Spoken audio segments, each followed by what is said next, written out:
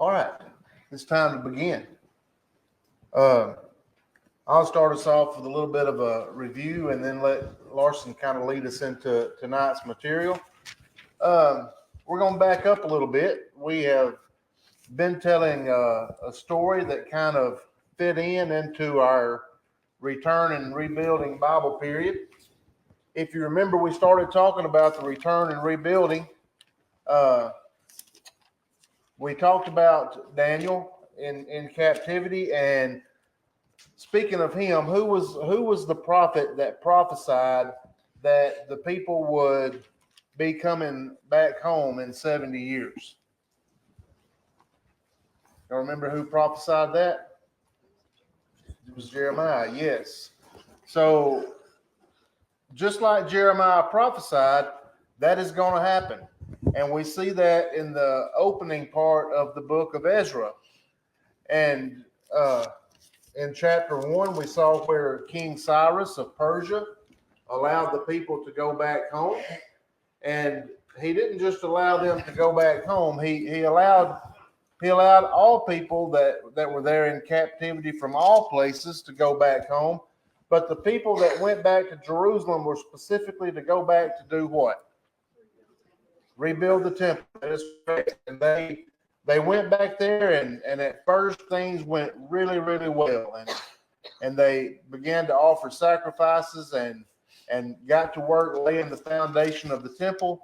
But then they ran into a snag. They had some of the people that were already living there in the land kind of distract them, and work on the temple stopped. And that's when God sent Haggai and Zechariah, the two prophets that we looked at, to instruct them and encourage them to do what? To get back to work. They had gotten distracted and began working on their own homes and trying to take care of their own lives, and left the temple just to kind of sit there unfinished. And those two prophets came and encouraged them to get back to work. And they did get back to work. And in the middle of all this, when the decree was sent back by Darius, if you'll remember, another group of people, I'm sorry, I lost my train of thought and I'm trying to pick it back up. Another group of people had questioned, after they began rebuilding the temple again, they saw this work start to take place, and they questioned whether or not this was right.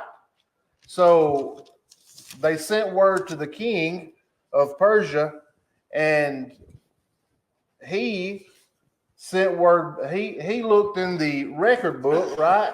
He saw back in the records where Cyrus had made that decree for them to get back to work, or that they were to return and rebuild it. So he allowed that to happen. And it was at this point that the temple was completed. It was finished. Meanwhile, while all that's taking place, back in Persia, there's this story of a lady named Esther that we've been talking about the last couple of classes.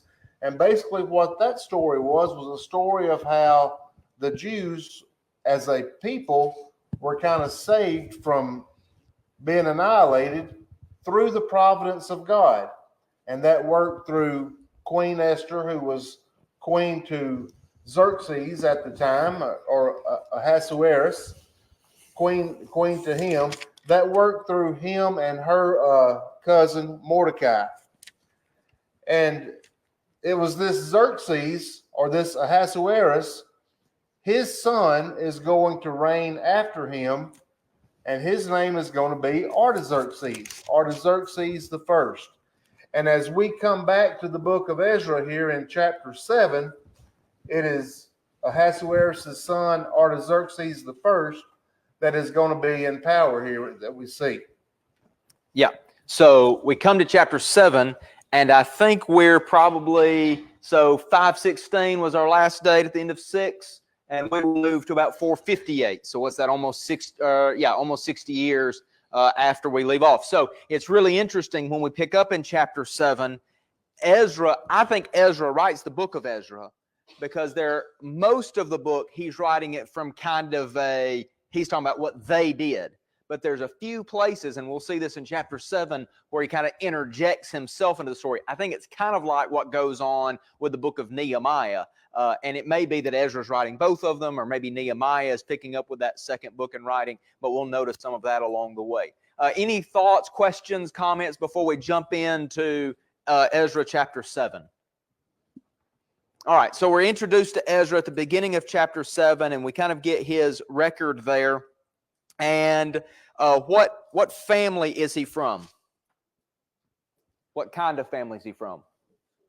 The priestly family. All right, he's the chief priest. And this Ezra went up from Babylonia. He was a scribe skilled in the law of Moses. I don't know if this is the first time the word scribe is used, but it's probably the first major person described as a scribe that we meet. Here's somebody in captivity who has made themselves an expert in copying the law. So, for example, when we come to the New Testament, that role of scribe is going to be really popular. We're going to hear a lot of talk about the scribes. That's something that kind of develops as a role outside of Judah during the captivity, because I think probably lots of the priests were making copies of the law when they lived in Judah, but now that's kind of their only job, is because they don't service the temple anymore when they're in captivity, so they become scribes primarily. Now he's coming back to be a priest in some way. Now, so notice this phrase at the very end of verse 6. Why is the king granting him everything he asks? Because the hand of God, the hand of the Lord is upon him. I think that's going to be mentioned. It's like 5, 6, 7 times just in this next little section. And we're going to see continually Ezra is able to find favor. It's very much like we see with Daniel. It's like what we see with Esther. But see, with Esther, the hand of God being on her wasn't mentioned. But we kind of read that into the story. I think with Ezra, it's just mentioned. This is what's going on here. Okay, so in verse 7, there also went up to Jerusalem in the 7th year of Artaxerxes the king some of the people of Israel, some of the priests and Levites, the singers and gatekeepers, and the temple servants. So this 7th year puts us in that 458 BC. That's about 80 years after the first return, right, which would have been 836. So we're about 80 years removed from that, maybe 78 or so. And then we're about 58 years after the temple completion, when all of this is going to happen. Now, notice this, the end of verse 9, he came to Jerusalem because the good hand of his God was on him. And we talked about this a couple of weeks ago in a lesson, because Ezra had set his heart to know the law, to do it, to study it, to do it, and to teach his statutes and judgments to Israel. Because of Ezra's commitment to teaching the law after having lived it, after having studied it, because he made that commitment, God was with him. God was going to bless the work of Ezra when he comes back. So we've talked about rebuilding the temple in 536 to 516. That was kind of that first phase. What's Ezra's major goal in verse 10 of chapter 7? What do we learn about his major goal? To teach. And sometimes we'll talk about rebuilding the temple or reteaching the Torah, the law, or however we want to describe that. But that's going to be Ezra's major goal, and we're going to see that as we work through these next few chapters. Anything? Yeah, I'd like to kind of just focus in right there for just a second on verse 10 and kind of make application to us today. You know, Ezra, we mentioned, it was a priest. And normally when we think about priests, we think about people of a certain family, right? Like in this case, it would be the family of Levi or the family of Aaron. Those would have been the priests. But, you know, if you look at Ezra's job here, what Ezra did as a priest, as Larson said, was he prepared his heart to seek the law of the Lord, to do the law of the Lord, and to teach statutes and ordinances in Israel. So I want us to kind of consider that even though we may not be of the family of Aaron or a Levite, we're all priests. We're all priests in the family of through Jesus Christ. If we're in Christ, we're priests. And this is where our focus needs to be. Our focus needs to be on seeking, doing, and teaching the law. And you can't just do one of those. All three of them need to be done. And I think we can kind of make application there to our own lives for that.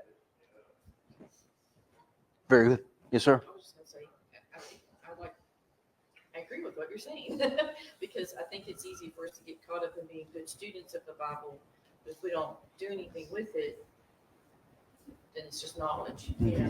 And it's hard too because we have such different. I know I have a lot different personality. Even though I'm a teacher by profession, it's hard for me to teach other people because that's just not my natural way to approach people.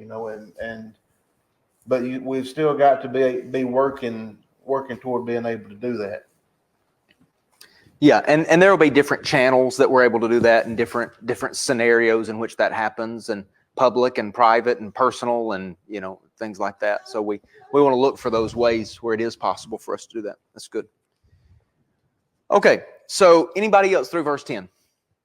So picking up in verse 11, this, if I understand correctly, I don't know anything about it. I wouldn't be able to tell the difference if I saw them. But most of the book of Ezra is written in Hebrew. This little section right here, this letter, is written in Aramaic. So that would have been the language in Babylon. So it's almost like this is like a primary source, that he just has a copy of the letter right there and just kind of copies it down. So Artaxerxes gave this letter to Ezra the priest, the scribe, and I like this: a man learned in the matters of commandments of the Lord and his statutes for Israel. That's going to be important. That's why we keep referencing Ezra and his connection to the law. You saw that in verse 6. He was a scribe skilled in the law of Moses. You see that in verse 10. He had set his heart to study, to do, and to teach the law. And then you have in verse 11, he was a man learned in the matters and commandments of the Lord and his statutes for Israel. That we're emphasizing something there, and it's Ezra's knowledge and familiarity and commitment to the law. And we'll see that. So Ezra says, anybody who wants to go back to Judah and Jerusalem can go with him. You see that at the end of verse 13, who freely offers to go to Jerusalem may go with you. Right? Artaxerxes is saying there can be another major return. Anybody who's ready to go back with you, Ezra, let them feel free to go. But then notice this, verse 14. You are sent by the king and his 7 counselors to make inquiries about Judah and Jerusalem according to the law of God, which is in your hand. It seems to me that Ezra's first and primary job is to go and assess the situation in Judah and Jerusalem with regards to law keeping. How are they doing with regards to the law? Now, we know they've rebuilt the temple. That's a big deal. But think about 50 years passing since that's happened. I think the idea here that Artaxerxes wants to carry out is make sure that the people are doing what they're supposed to do in that instance. Now, it's very similar, like Cyrus at the very beginning. Why does he send the people back? Because he wants the favor of all the gods. Wherever they are, he wants their favor. It wasn't just for Jerusalem, it was for everybody. I think Artaxerxes is approaching this in a very similar way, sending an expert to go and analyze the situation. And I'll go ahead and mention this too.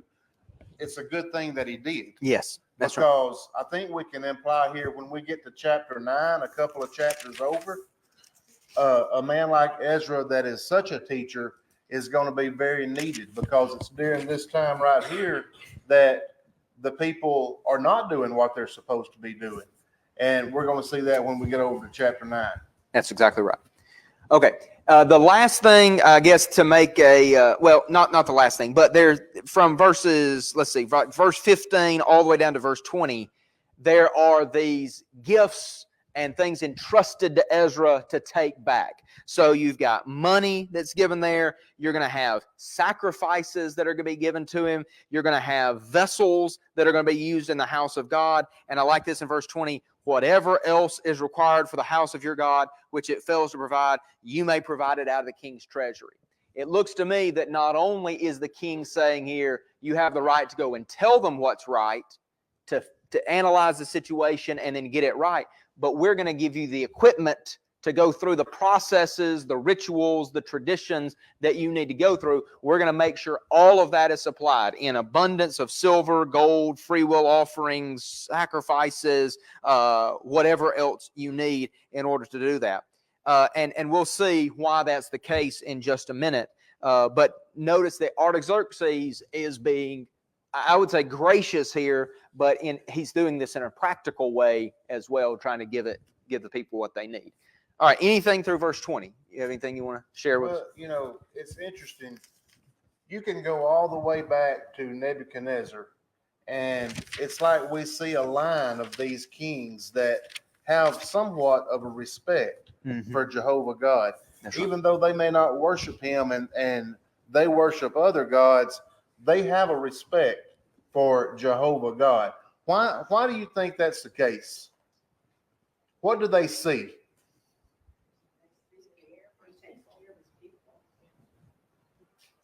Do what now? He takes care of his people. Yeah, but what do they see out of his people?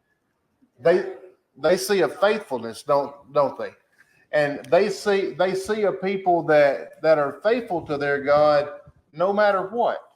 So, you know, it's the people that and their faithfulness that cause these kings to say, you know what?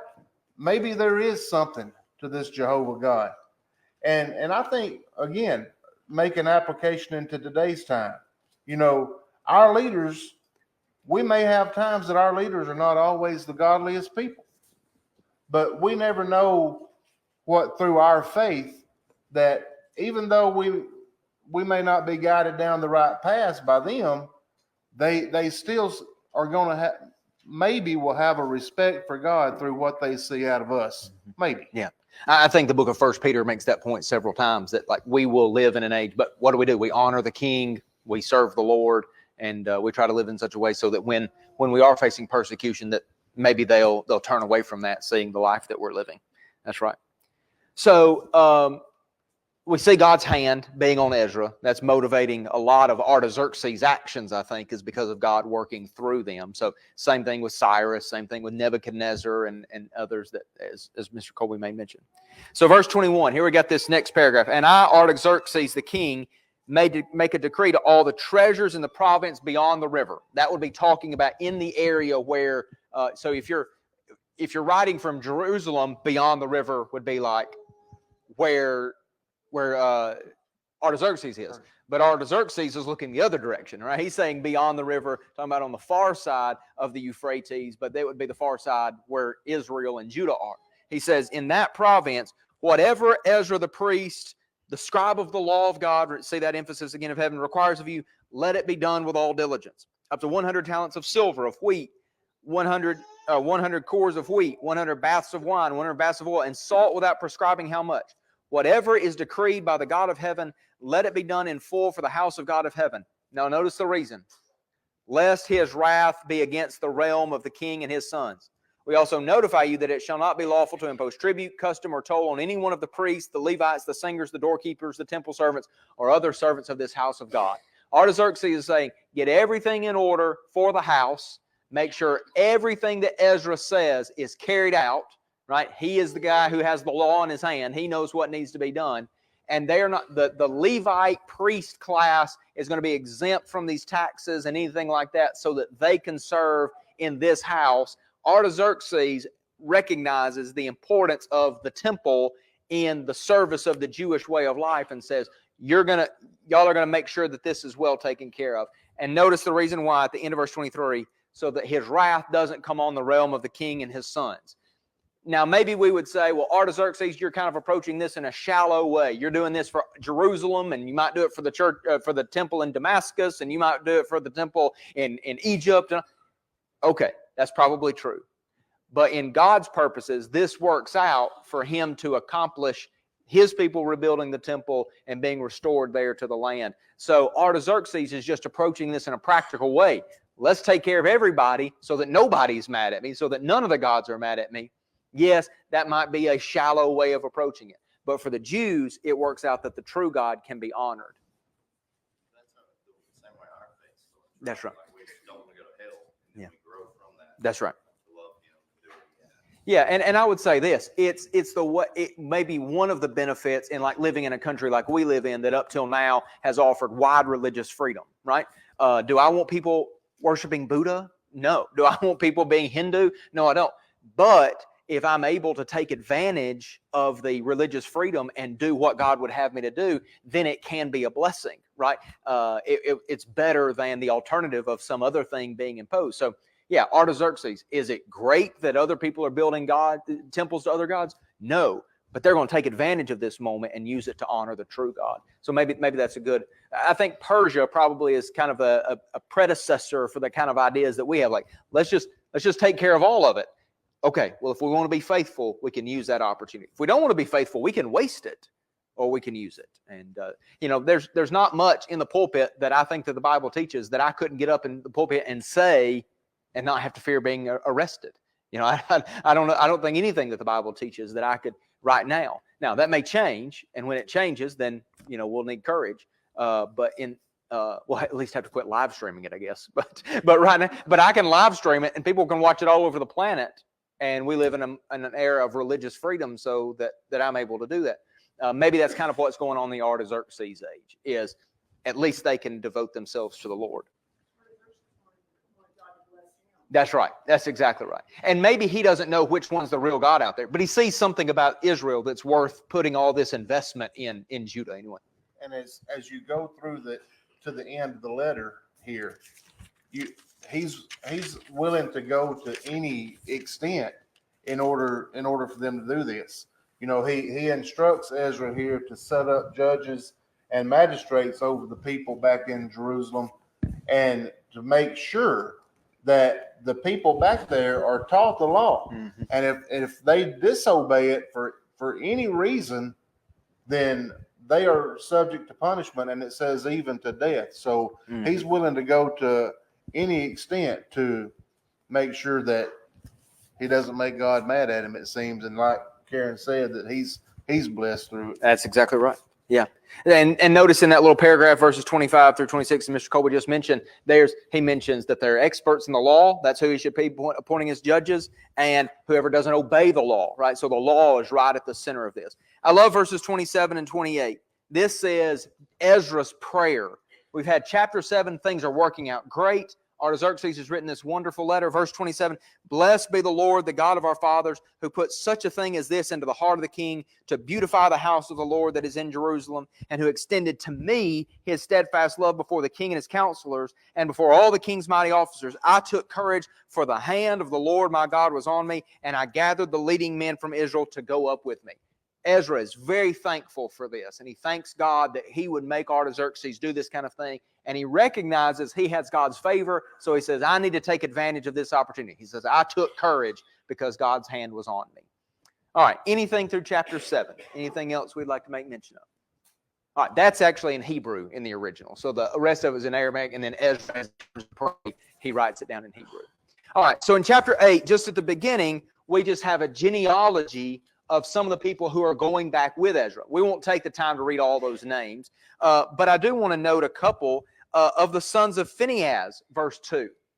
That's interesting, right? We're talking about the priestly. I think we might even be talking about the high priestly line in that case of the sons of Phinehas, Gershom. Notice later on, of the sons of David, Hattush, right? I think maybe we're looking at the David line. Now, maybe I'm wrong about that, but I think we're emphasizing Phinehas would be one of the high priest families, and then David would be the kingly family. I think maybe we're getting some hints here. A lot of these other people, I have no idea who they are, except that they are mentioned here as the leader families that are going to go back with Ezra up to Jerusalem. Do you have anything to say through those first 14 verses? No, but I do have a question for you. Yes, sir. Maybe I'm just confused, and I'm not trying to steal our thunder here, but yeah. In verse 15 where he doesn't find any sons of Levi there. Yes. But then you just read verse 2 where it talks about Phinehas, Gershom. Yes. Was he not a Levite? Okay, yes. So here's what I think is going on, and I may be wrong about this. So look at verse 15. I gathered them to the river that runs to Ahava, and they were camped 3 days. As I reviewed the people and the priests, I found there none of the sons of Levi. So let me. This is what I think is happening. I think he is separating the priests from normal Levites, right? So yes, the priests technically are sons of Levi, but I think he's looking for the people to be the temple servants and not be priests, and he doesn't have any of the Levites. Does that make sense? Yeah. So technically, priests, yes, are descended from Levi because Aaron was of the tribe of Levi, but they're a special category now. And he wants the people who can serve as the temple musicians and the temple servants and things like that, and that would be the Levites, and he doesn't have any of those. Is that fair enough? That clears it up. That's the best I can do with it. I thought the same thing in thinking about that, and I appreciate you asking that because I would have forgotten to say anything about it. So he doesn't find any sons of Levi. That's pretty important, right? If you've got this temple and you want the service of the temple, and maybe there's Levites back home, but Ezra's not back home, right? He's in Babylon, right? He needs Levites to go with him so that he can have people on his side when he's got to go back and institute some reforms. He needs some of those guys on his team. So he sends out a request for some Levites. And I like this. And he sent these men, he sent 4, Eliezer, Ariel, this list, who were men of insight, the end of verse 16, telling them, we need ministers for the house of our God, end of verse 17. And verse 18, and by the good hand of our God on us, they brought us a man of discretion, the sons of Mali, the son of Levi, son of Israel, namely Sherebiah with his sons and kinsmen, 18. And also Hashabiah, and with him Jeshiah, the sons of Merari, with his kinsmen and their sons, 20. Besides 220 of the temple servants whom David and his officials had set apart to attend the Levites. These were all mentioned by name. I think total, when we get to the end with the men that are mentioned in the chapter 8, and then we add these Levites to it, I have the number 1,754 written down. I think that's how many people we've got going back with Ezra in this return. But notice that we're getting Merarites, and we're getting some of the sons of Mali, who's a Levite, and then some of the temple servants that are associated, connected to the Levites, going back with him. All right. Anything through verse 20? Questions, comments? Anybody would just like to read those names out loud for us, just for the fun of it? Okay. All right. Look at verse 21. He said, then I proclaimed a fast there at the river Ahava, that we might humble ourselves before our God, to seek from him a safe journey for ourselves, our children, and all our goods. For I was ashamed to ask the king for a band of soldiers and horsemen to protect us against the enemy on our way, since we had told the king, the hand of our God is good on all who seek him, and the power of his wrath is against all who forsake him. So we fasted and implored our God for this, and he listened to our entreaty. Here's the idea. And let me say this. I don't think it's wrong to take precaution even when we trust God to take care of us, right? I think we can see a few examples of that in the scriptures. But Ezra has been talking to the king all along how God's going to take care of him. Hey, don't worry about us. The hand of our God is upon us. He's with those who seek him, and he's against those who forsake him. Now, it would look a little bit strange for him to go, oh yeah, I know the hand of our God is with us, but we also need a battalion of soldiers to protect us. At least that's Ezra's thinking here. So Ezra doesn't even want to ask for soldiers, but he doesn't want to go on this trip without making proper preparation. And the proper preparation is prayer, and he wants to pray so intently that he calls a fast. Right? We're not even worried about food. We want to pray. And I love this at the end of verse 23. We fasted and implored our God in this, and he listened to our entreaty. God was paying attention to their prayer. So that's interesting on Ezra's part, wanting to be, I think, a good example in this situation. Maybe Artaxerxes is expecting them to ask for an army anytime, and then they don't. And things go fine, and maybe that could speak to him in some powerful way. And they were also carrying back quite a fortune with them as they traveled too. Mm-hmm. I think that's right. If I looked at it right, they had about 25 tons of silver. Wow. 4 tons of gold, I think, is what was mentioned the last time this was taught. So the likelihood of them being ambushed or attacked along the way would have been probably pretty likely. So that's right. They would have to be concerned about this. That's right. That's right. Can I use this to make an application just right quick? Now, I like a tornado shelter, right? I like things like that. But let me make mention, the night of our gospel meeting, when we were here and the bad weather was coming through, a guy that I brought with me called me the next day and said, y'all were just sitting there singing and listening. And he said, I ain't never been to a Church of Christ before, but I got to find whatever peace y'all got, right? because he was just sitting there like, surely they're going to freak out about this and go somewhere else. And he said, and y'all just kept listening, and the power flickered off. And he said, Leo was sitting right there with your phone looking at the Bible. And he said, I didn't know what was going on. So I say this. I think it's perfectly fine and reasonable. We had our elders out there and other men out there looking and checking the security and safety of it. But there is a certain level of trust that comes from God where we say, we're going to trust him. And we're going to do his will as best we can. Now, I'm not saying we should just throw caution to the wind or to the tornado, right? We don't want to throw caution away.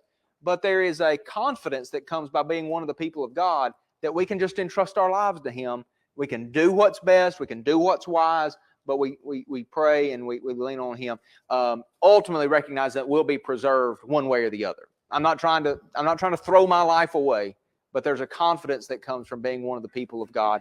And we don't treat that lightly. But we are aware of that. So you got down in verse 31 first of all, he tells the people that are in charge over the money, he says, you are holy to the God, and the vessels are holy. They are set apart for God's purposes at this moment. They're supposed to guard it, right?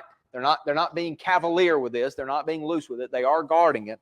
But in verses 31 and following, he says, the hand of our God was on us, and he delivered us from the hand of the enemy and from ambushes by the way.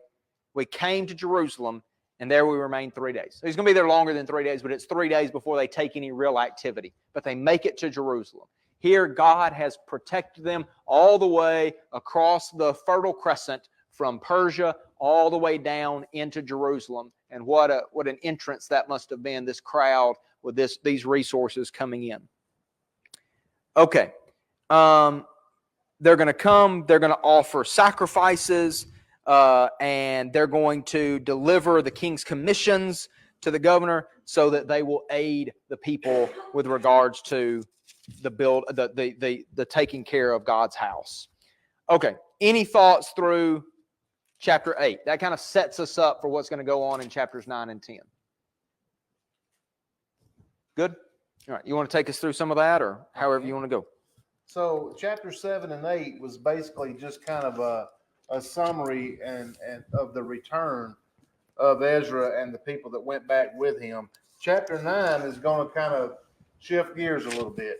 I mentioned earlier that it was a good thing that the king sent him back as such a capable teacher, because the people there's an issue going on where there's going to have to be some teaching done. If you look with me in verse 1, it says, when these things were done, the leaders came to me, saying, the people of Israel and the priests and the Levites have not separated themselves from the peoples of the lands with respect to the abominations of the Canaanites, the Perizzites, the Jebusites, the Ammonites, the Moabites, the Egyptians, and the Amorites. For they have taken some of their daughters as wives for themselves and their sons, so that the holy seed is mixed with the people of those lands. Indeed, the hand of the leaders and rulers has been foremost in this trespass. So here we see something that has been an abomination to God ever since he allowed the people to go into the land the very first time. They were instructed not to intermarry with the people of the land. And, right off of the heels of captivity and being able to return home, we see this same sin being carried out again. Yeah, it's interesting. The nations that are mentioned here, this list of nations, almost exactly the same list as Exodus 34 and Deuteronomy 7, with other nations added, right? Like they're going even beyond the nations that God forbid and adding even more nations to the list of people they're intermarrying with. And Ezra's reaction here in verse 3, I think, is kind of the key, maybe, or one of the keys to the whole chapter. When he finds out about this, it says, when he heard this thing, I tore my garment and my robe and plucked out some of the hair of my head and beard and sat down astonished. So Ezra had a deep respect for the seriousness of sin. And I think that's one of the main things that we need to see out of this chapter is how we need to understand how serious sin is. So when they saw him and how serious he was about it, it says in 4, everyone who trembled at the words of God of Israel assembled to me. because of the transgression of those who had been carried away captive, and I sat astonished until the evening sacrifice. So the people there saw how Ezra reacted, and they were trembling at the words of God. Verse 5, at the evening sacrifice, I arose from my fasting, and having torn my garment and my robe, I fell on my knees and spread out my hands to the Lord my God, and I said, O my God, I am too ashamed and humiliated to lift up my face to you, my God, for our iniquities have risen higher than our heads, and our guilt has grown up to the heavens. Since the days of our fathers to this day we have been very guilty, and for our iniquities we, our kings and our priests, have been delivered into the hand of the kings of the lands, to the sword, to captivity, to plunder, and to humiliation, as it is this day. And look at verse 8. He says, and now for a little while grace has been shown from the Lord our God, to leave us a remnant to escape, and to give us a peg in his holy place, that our God may enlighten our eyes and give us a measure of revival in our bondage. In other words, he goes back and he recalls how his people had been in sin, and they were brought out of it. They were taken to captivity because of their sin, and then they were brought out of it, and there was a remnant that was going to be left over. And what he's worried about here is if they don't repent, then even that small remnant is going to be taken away, and there's going to be nothing left. Yeah, it's amazing how he describes their sin. It's higher than our heads. It's mounted up to the heavens. He's just describing the quantity of it. So Ezra 9 reminds me of Daniel 9. Do you remember Daniel 9 and Daniel's prayer there? And actually, it'll remind us of Nehemiah 9 when we get there, because that's another prayer that Daniel, Ezra, and Nehemiah, all chapter 9, they're powerful prayers. But he's saying our sin was all the way up to heaven.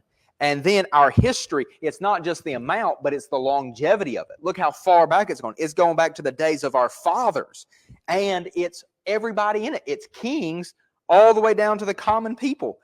You got the king, our kings and our priests have been engaged in this. And I think maybe he mentions that because look up in that first paragraph Mr. Colby just read for us. And in this faithfulness, the hand of the officials and chief men has been foremost. With the intermarriage, it's not just ordinary folks who are not in charge of anything. It's the leadership that's involved in all of this stuff too. And so Ezra says it's been that way for a long, long time. Our sins have been great. They've gone back a long way, and it's affected even our kings and our priests. And so it's almost as if he just wants to see how dark that situation is. But I also want to say this. When we look at the Old Testament, a lot of times people look at the Old Testament and say, well, that was a God of wrath. Good thing we've got a God of grace now.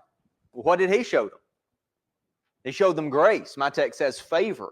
The God of the Old Testament is a lot more gracious than people think. And the God of the New Testament is a lot more wrathful than people think.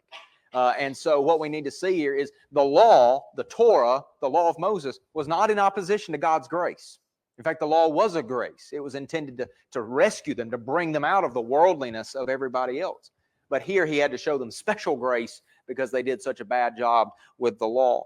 And so I love that. I don't know if this is where we get revival language or where the religious world gets the revival language, but he says, you've given us a secure hold. You've given us a peg to hold on to, that you may brighten our eyes and grant us a little reviving in our slavery, just a little life back. That's what's happening here. Ezra saying, you've given us a little spark of life by letting us come back and work on the temple. Pretty powerful imagery right there. Brighten our eyes and a little bit of life. God's law to marry. Mm-hmm. Like here, they married them, but they're not in idolatry. Are they in idolatry? That's my question. Yeah, I am assuming that they are. The reason is because I don't think that God's prohibition on the nations was absolute in the sense that if they converted, I think we're talking about something different. Yeah, it says they were following their abomination. Yes. What I would say is probably Rahab would be the best example of this. Here is somebody who would have fallen into one of these ethnic categories, but is allowed to become part of the family because of her demonstration of faith in God. I think Ruth would be an example of that as well. Later on, she's a Moabitess, right? And she is able to come in seemingly without any issue. Why? Where you go, I'll go. Your God will be my God. So what I... Was it wrong for them to marry them to begin? I guess that's my question.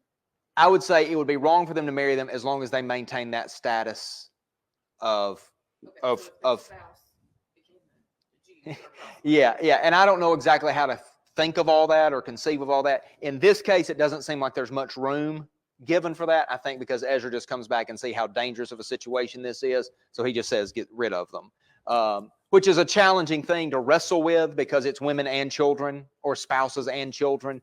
And I assume they're just going back to their families from where they came from. But yeah, I would take it to be that it was possible to marry somebody from these ethnic backgrounds if they were really converting. But I think that probably was much the exception, not the rule.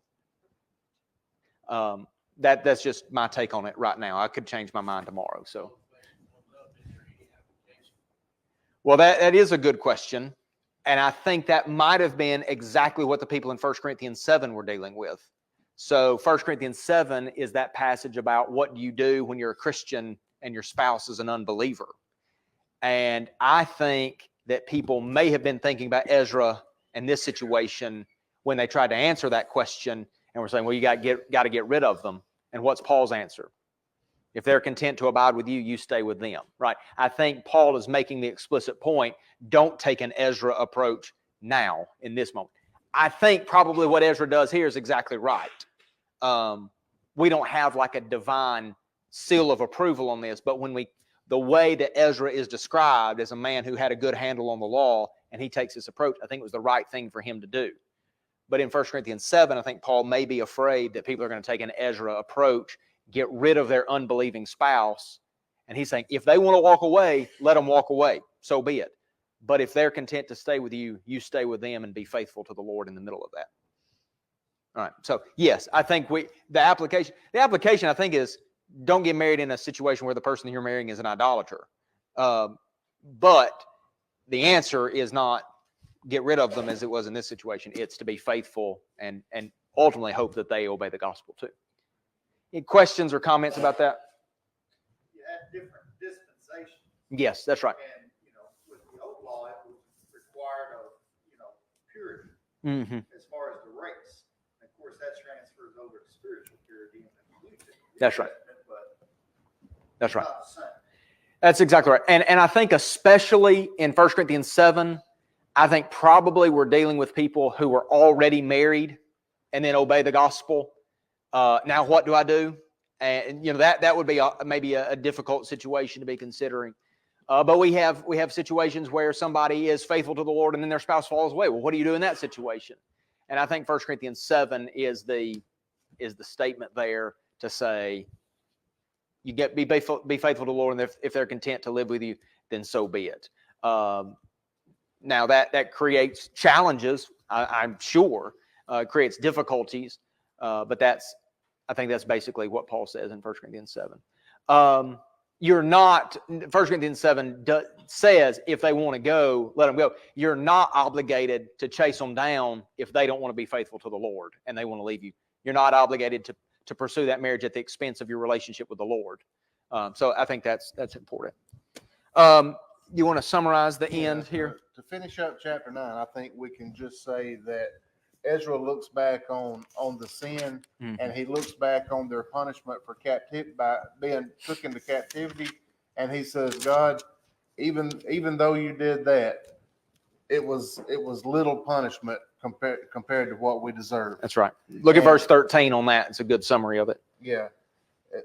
He says, even though we deserved much more, but you delivered us anyway. And here we are in this situation now, back in this sin again, and we cannot stand before you like that. That's right. That's right. So Ezra's broken about this. He gets a counselor to come down to him because the people are upset too. When they see Ezra's upsetness about this, they are upset too. But how do you address a situation like this? I mean, you talk about a situation that's going to require a change. How in the world do you address this? And he gets a counselor and he says, your job is to call us to obedience to the law. And ultimately, what's going to happen is they're going to put away these foreign wives. He says in verse 11, now then make confession of the Lord, the God of your fathers, and do his will. Separate yourselves from the peoples of the land and from the foreign wives. Then all the assembly answered with a loud voice, it is so, we must do as you have said. So this is going to take a while to get carried out, but they do it, and they make sure that it's done. And you have this list in verses 18 and following of the people who were responsible for this, and you're going to see that putting away of those spouses. Now, I think that creates a lot of like challenges mentally for me, like how does all of this work? What are the logistics of this? But I think that's all I know so far, and we don't know the carrying out of this and how all of that works. All right, everybody good so far? All right, so that takes us through this second return. Ezra's group returns 458. Next time, we've rebuilt the temple, we've tried to rebuild the people, and next time we're going to do some rebuilding of the walls. All right? Lord willing, we'll be ready for Nehemiah on our next occasion. We're drawing close to the end. Once we get to the end of August, we'll be done with the returning and rebuilding. So thank you. Thanks for watching. If you found this video to be beneficial, please follow us on Facebook or subscribe to our YouTube channel. Feel free to share it with others that you feel like may benefit from it. If you need to contact us, please contact us via email at quinn.church@yahoo.com. Also, if you're in the area, we would love for you to come visit with us at one of our assemblies. Have a good day.